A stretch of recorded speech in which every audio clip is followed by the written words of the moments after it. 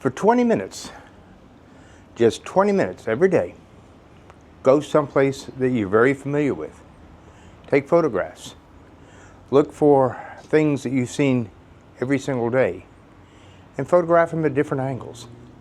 And in that 20 minutes, we're not looking for masterpiece artwork. We're looking to challenge your mind, to give yourself a visual exercise, to open up your eyes to shapes and sizes and light and shadows or whatever that you see every single day but somehow just overlook. 20 minutes is all it takes to exercise your photographic eye. You know that feeling of being surrounded by potential but seeing none of it? Yeah, we'll call that photographic blindness. Now, this isn't a failure of your eyes, it's a failure of attention. Let's get one thing straight. The problem isn't your location, or is it your camera or your gear. The problem is that your brain has gotten too good at its job. It's learned to ignore the mundane and filter out the familiar. And in doing so, it's blinded you to the thousands of photographic possibilities hiding in plain sight. You feel creatively stuck, and what you're really up against is just a habit. And habits are something we can absolutely fight. We're going to do it with a simple, potent exercise, and that's called the 20-minute challenge.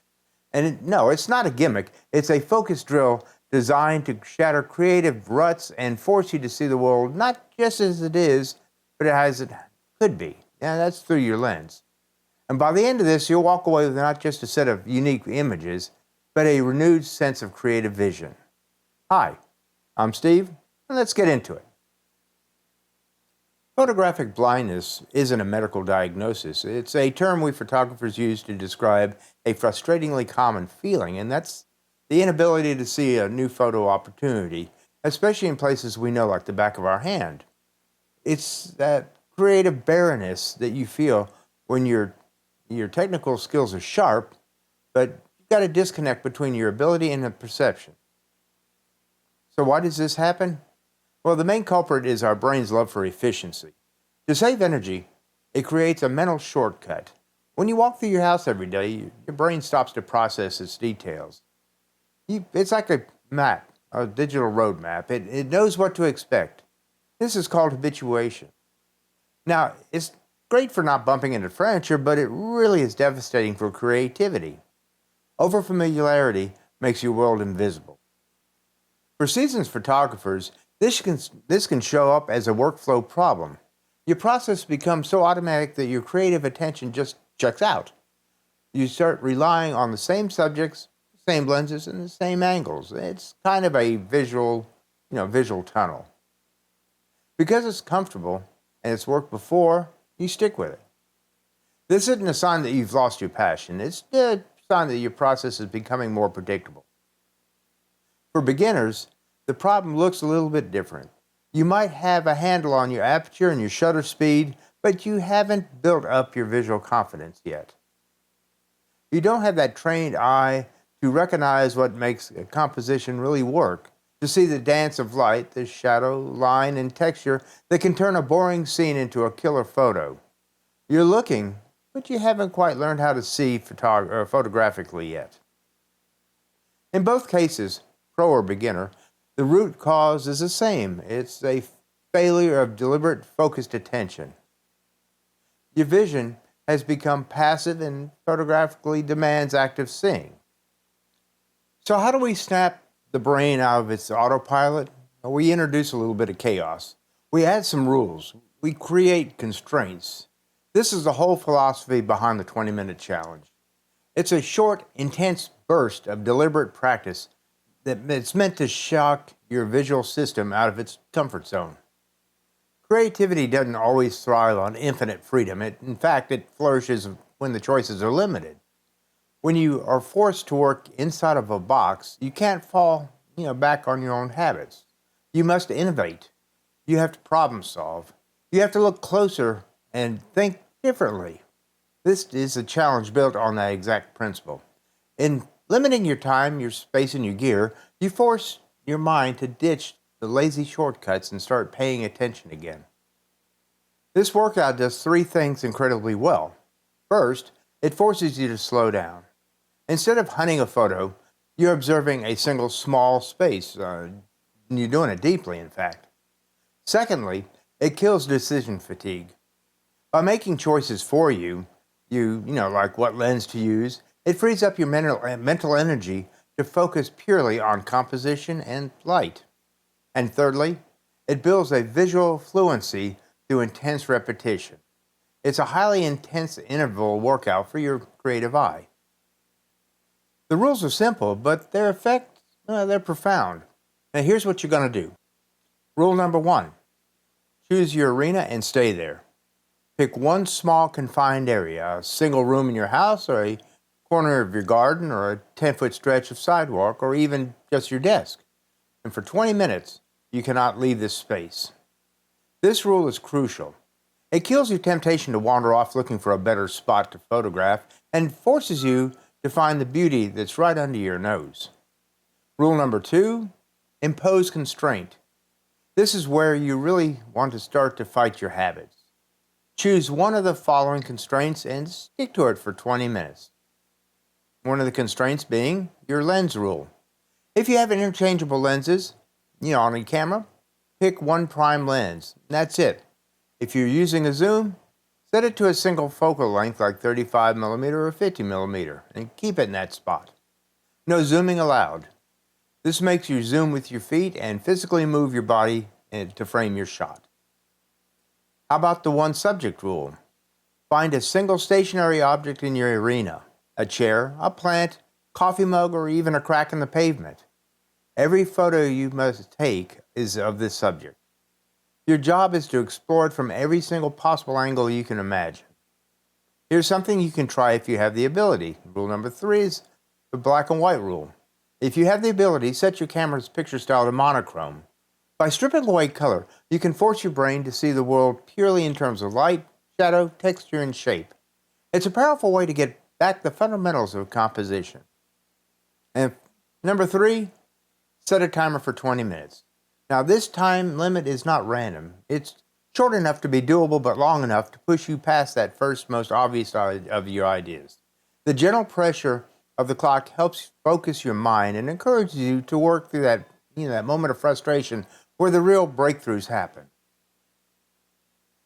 Okay, you've got your arena and your constraint, and your timer is ticking, so let's go ahead and begin. Here's your first step, and that's to observe. For the first 5 minutes, you are forbidden to take any photographs at all, and I'm serious here. Don't touch that shutter button, not one time. Your only job right at this point is to look. Actively scan your little space, and don't look for photographs, look for ingredients. Look for lines, leading and intersecting, or curve perhaps, and also look for textures and find light sources and see what kind of shadows they cast. Notice the reflections as well, and see how different objects create layers and in depth, in fact. This is this is actually priming your brain to see composition before the camera even comes to your eye. Now we go to step 2, which is shoot and move, and this is for about 10 minutes. All right, the observation time is over, and now let's start shooting. Take the most obvious shot that comes to mind and get it out of your system. Now the real work begins. Your goal isn't to take one perfect photo. It's to explore every possible version of the scene within your rules. Change your perspective. You can lie on the floor, stand in a chair, shoot from the hip, get uncomfortably close, step away, step back, frame your subject through the doorway, and watch how the background completely changes when you just move a few inches. Now, this is a rapid-fire exploration. Don't overthink it. The goal here is to generate options and to force yourself to see your tiny world in totally new ways. Your final step is to review and refine. In the last 5 minutes, take a breath and scroll through those images on the back of your camera. Don't be your worst critic here. Just analyze them. Which images worked and which didn't? Which compositions feel more balanced and energetic? You probably noticed your first few shots were predictable, but as you were forced to find new perspectives, more interesting images started to show up. Use this last bit of time to go back and refine one or two of your best ideas. Maybe you saw a cool reflection but just didn't quite nail the framing. Now's your chance to go back and perfect it. This challenge is a powerful tool, but it only works if you actually do it. So here's my challenge to you. Pick a time in the next 24 hours, set your timer, and do this. When you're done, come back here and drop a comment. Tell us what constraints you chose and, more importantly, how you discovered it. Did you find a beautiful shot in a place you've ignored thousands of times? Let's share our breakthroughs and see what everyone's found. And hey, if you find this kind of practical, mind-shifting exercise helpful, make sure you subscribe and click that like button. We're all about moving beyond gear talk and focusing on what really matters, and that's sharpening your creative vision. At the end of your 20 minutes, you'll have a folder full of new photos. Some will be bad, but that's okay. A few might be surprisingly good, but the photos themselves aren't the real prize here. The real reward is just what happened to your brain. You have just spent 20 minutes in a state of heightened visual awareness. You actively fought your mental autopilot and reminded it how to pay attention. Photographic blindness isn't a permanent condition. It's a temporary rut, and it's caused by habit and a simple lack of practice. And in this exercise, this proves that seeing is a skill. And just like any skill, it can be trained, sharpened, and improved with focused effort.